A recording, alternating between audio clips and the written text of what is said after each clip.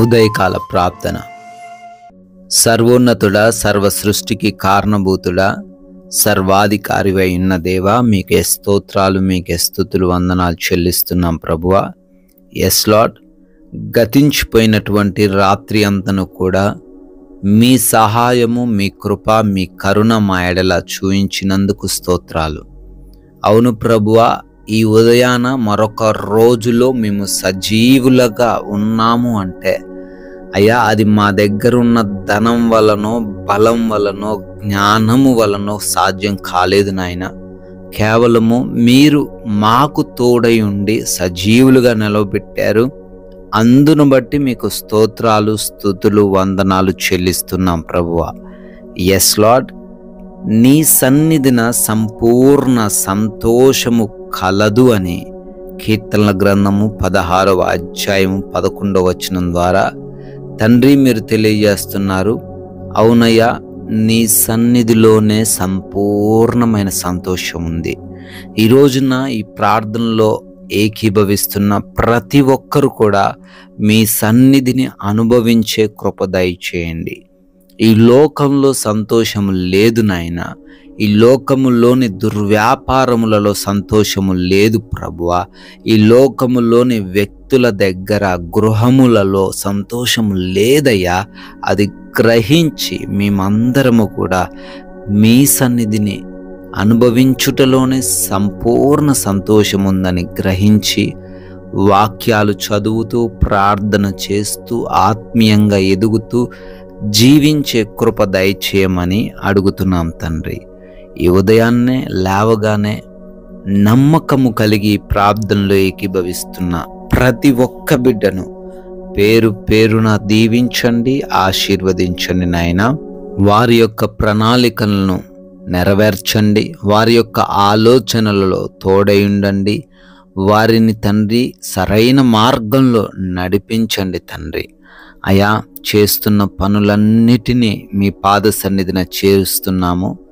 ప్రతి ఒక్క పనిలో ప్రతి ఒక్క బిడ్డను బహుగా దీవించండి. అయా, శక్తిని, వివేచనను, జ్ఞానమును అన్నిటినీ మీరే దయచేయండి. అయా, ఎక్కడ కూడా వెనకబడిపోకుండా ప్రతి కార్యములో బిడ్డలే ముందుండులాగున దీవించండి. నూరంతలుగా ఫలితాలు చూడడానికి సహాయము దయచేయండి నాయన. అయా, నూతనమైన కార్యములు, శుభకార్యములు ఈ రోజున జరుపుతూ ఉన్నారు. ఏ ఆటంకం లేకుండా సహాయం దయచేయండి. ఆగిపోయి ఉన్న ప్రతి పని కూడా మీ కృపను బట్టి ఈ రోజున అయా మరలా నూతన పరచబడే కృప అనుగ్రహించండి తండ్రి. అదే రీతిన ప్రార్థిస్తున్నాము. గృహములలో ఒంటరిగా ఉంటున్నారు. ఏ దుష్టుడి కన్ను వారి పైన పడకుండా మీ దేవదూతల కంచె వారందరికి దయచేయండి ప్రభువా. నాయన, ప్రయాణాల విషయంలో కృప దయచేయండి. మా వాహనమును, మా యొక్క మార్గమును మీ స్వాధీనపరుచుకొనండి. సురక్షితముగాను క్షేమకరముగాను మా ప్రయాణాలు కొనసాగించబడి అదే రీతిన మరలా సురక్షితంగా మా ప్రాంతాలు చేర్చబడే కృపా సహాయము ప్రతి బిడ్డకు దయచేయండి. అదేవిధంగా ఎగ్జామ్స్ కోసం, ఇంటర్వ్యూస్ కోసం వెళుతున్నారయ్యా, మంచి జ్ఞానము, తెలివితేటలు, జ్ఞాపక శక్తి వారికి దయచేయండి. రిజల్ట్స్లో కూడా మీ సహాయము దయచేయండి. అయా, కౌన్సిలింగ్కి వెళ్తున్నారు, వారికి మీరు తోడై ఉండండి ప్రభువా. అదే విధముగా ఈ రోజున ఎవరికి ఏ లేమి, ఏ లోటు, ఏ బలహీనత లేకుండా అయా మంచి ఆరోగ్యం దయచేయండి. ఆర్థిక కష్టాల నుంచి ఈరోజు విడిపించండి ప్రభువా. ఎవరు ఆకలి బాధలు కలిగి లేకుండా కృప దయచేయమని బ్రతిమాలుకుంటున్నాం తండ్రి. నాయన, రిపోర్ట్స్ విషయంలో కృప దయచేయండి. చెకప్స్, ఆపరేషన్స్, డెలివరీస్ విషయంలో సహాయం అనుగ్రహించండి ప్రభువా. వారు అనుకున్న విధంగా రిపోర్ట్స్ ఉండులాగున అయా మీ యొక్క కరుణను చూపించమని ప్రార్థిస్తున్నాం తండ్రి. అయా, ఈ రోజున మా మాటలు, మా ప్రవర్తన, మా నడవడిక, మేము చేస్తున్న సమస్త కార్యములు కూడా మీ నామాన్ని ఘనపరచడానికి సహాయము దయచేయండి.